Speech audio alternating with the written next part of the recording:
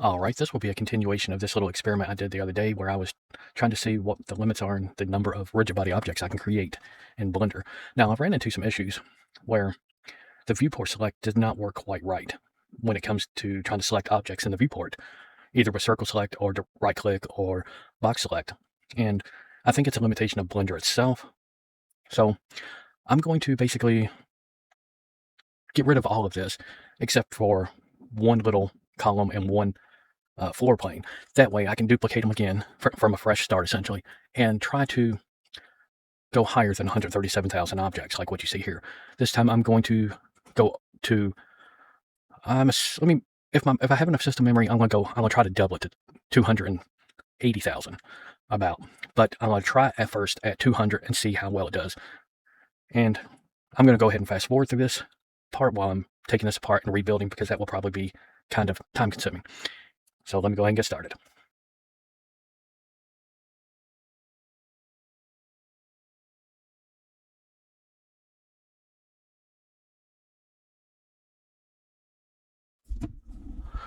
All right, now I'm back to the point where I can start duplicating them vertically, and I think I have all the little glitchy issues that I had before lined out. So let me go ahead and finish this last duplication and get these nice little bits sorted out so I can start going vertical. B for box select, and then Alt D X 8.5 enter. B for box select, and then G X 1.5 enter. All right. Make sure I have this right. That's one. Those are 1 meter high, so it's 10, and that's 0.2, so it's 10.2. B box select, and then Alt D Z 10.2 enter. Now zoom in, make sure that that's right. It is. All right, that's 2 stories, and we had 10 stories before. Shift R, and then we need 7 more. 1, 2, 3, 4, 5, 6, 7, and this will give us the same amount we had before. Should be 137,000 objects whenever it finally gets done duplicating. I noticed whenever I was deleting these, it took almost 2 hours to delete these, all the extra objects, so I could recreate them and make sure I have the origin points correct and all that stuff.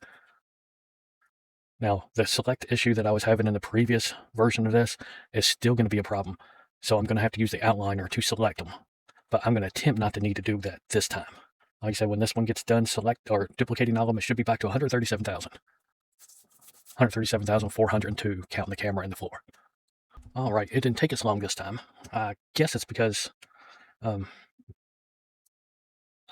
guessing it's because I started from a more fresh thing of Blender. Because this one, whenever I got all the objects deleted except for the ones I wanted to duplicate, I made sure I freed all those data blocks and saved the project, and then reopened it before I started doing it. All right, so now we're up to 137,401, which is what we had before. So I'm going to make it a little bit taller. This is 10 stories, so let's make it 15. So I'm going to press Shift R, 2, 3, 4, 5. This will be 15 stories, so this should be around 200,000, probably closer to 210,000, if I'm doing the math correct in my head. Once again, I'm going to fast forward because this will probably take several minutes. All right, that got done duplicating, and we are currently up to 206,000. What do you say we... Let me say 1, 2, 3, 4, 5, 6, 7, 8, 9, 10, 11, 12, 13, 14, 15. Let's bump this. Let's do another 5 floors. Let's go crazy. All right. Shift R, 2, 3, 4, 5. This, if it works, it should bring us up to 260,002 objects, or no, 60,001. 260,001. You know, the camera and the floor. All right, let me fast forward because this will probably take another 15 minutes. All right, that took probably about 10 minutes. And right now, look, we're up to 274,800 objects. That's as high as I'm going to go. I mean, we hadn't even done nothing to the scene, and we're already consuming roughly pretty close to 24 gigabytes for this Blender itself. because I'm running 45% memory usage. I got 48 gigs. So, all right, now let's see if I can actually manipulate the viewport pretty good. Where's my floor at? At the end? Yeah. Turn that back on. Before I go any further, I'm going to click File and Save. I didn't take too long to save. How big is the file? Let me take a look at it. Here it is right here. Not bad, 71 megabytes all, but there's 0 frames in memory, so it has not been baked. All right, now let me make sure I have all this stuff correct. Let me make sure my ball still lines up. Go on the top side view, it looks, yeah. And let me turn off rigid body world real quick. Select my sphere. Go to the release point. All right, it releases the same place. So we're good. It's just like it was before. The only difference is about twice as many objects. All right, so I think we're ready to go. I don't think it will take any more than 500. 500 is all I'm going to try to bake. Anyway, let me see one more time and click File Save just to make sure it's ready to go. Now, just to get rid of any unnecessary wasted memory, I'm going to close that. I'm going to wait till my memory settles where it should. I'm going to double check, make sure I don't have anything over here that's using up a lot of memory. And let me close my, I want to keep my viewport open, or my Chrome open, because I'm watching stuff while I'm doing this. All right, I think we're ready to go. Make sure Blender's not running in the background somewhere. It ain't. So I'm gonna close this, open Blender back up, start now fresh before we start the bake. I believe I still have to turn rigid body world back on and then basically start the bake. Even though it's only 71 megabytes, you can see how long it's still taking to open up because there's just so many objects.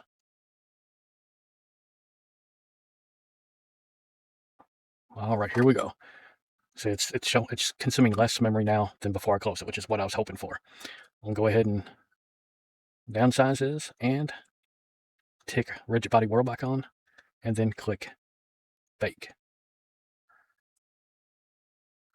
Now I'm expecting this to take probably 3 hours, maybe 4, to do this, and it may take longer than that. Whenever you have a lot of objects like this, it will generally take a long time to actually start, but once it starts, it'll go a little bit faster. And then once a collision occurs, which is on this is around frame 16, it'll slow down a little bit, but we'll see. I'm gonna, oh, there we go, it's starting.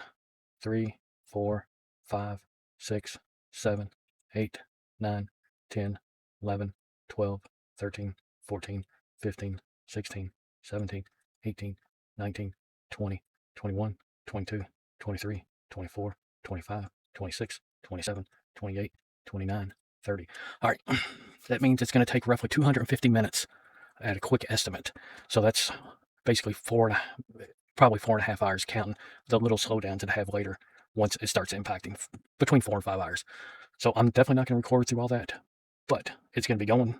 And whenever it gets done, we'll give it a whirl and see how well it works. And then I'll probably render this out, and the render results will show up the day after this video. But anyway, I'll see you back whenever this gets done baking. Later, people. All right, it took, let's see, about a little over 5 hours to bake 500 frames with 274,801 rigid body objects, because one of them is the camera, so that one don't really count. All right, now I haven't even looked at this yet to see how, what it looks like, or if it even will play.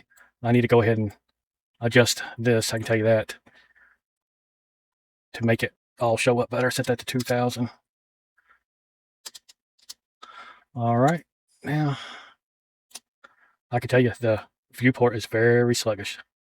That's with a 9950X and a 5060 Ti 16 gigabyte.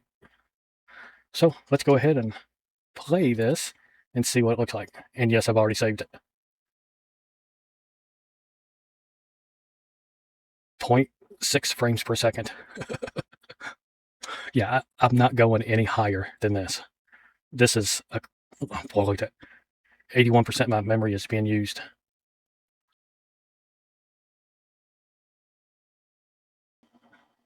It's still barely responsive enough so that you can do something with it. But yeah, it's right on the edge of what is even possible with my setup. And like I said, I don't have a massive amount of memory. I have 48 gigs, but it is 6,400 mega transfers, although I got it clocked at 6,200 to increase stability because I knew I was going to be doing something like this. And I have an all-core overclock, very, very mild overclock on my 9950X. I'm running all cores at 5 gigahertz at 1.085 volts. As you can see, my CPU ain't putting out no heat at all, hardly 55.9 C. You know what would really suck is if somehow I forgot to make the floor a rigid body or something like that, and everything just started falling through the floor. Man, I don't know if 500 frames is going to be enough. I'm already up to 100, and it's barely started to fall. I'm going to go up to 400, see what it looks like. Oh, yeah, at 500 is definitely enough. Go to 250, see what it looks like. All right, it just started imploding in on itself. Looks like around 100 frame 150.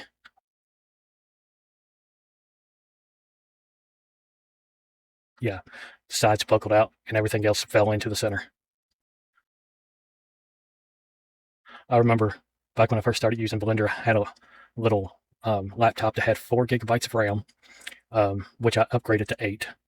It had a AMD E1 1500 APU, which is basically a 2-core CPU with onboard graphics. I had no like discrete graphics or anything like that, and it only went up to like 1500 megahertz, 1.5 gig, and it was dog slow. I mean, it was slow like this on like 10,000 objects. Back then, I could not imagine 274,801. But anyway, I'm going to render this out. And no, I'm not going to show you the rendering because it's probably going to take about 1 minute per frame. And probably 55 seconds of it is going to be setting it up to be rendered. It's probably only going to actually take about 5 seconds for each frame to render, but the rest is just a setup process. So yeah, but I'll render all these out probably from at least 3, maybe 4 perspectives. And then that will be tomorrow's video. But anyway, let me know if y'all like watching stuff like this because I find it kind of interesting. But anyway, I guess that's it. Later, people.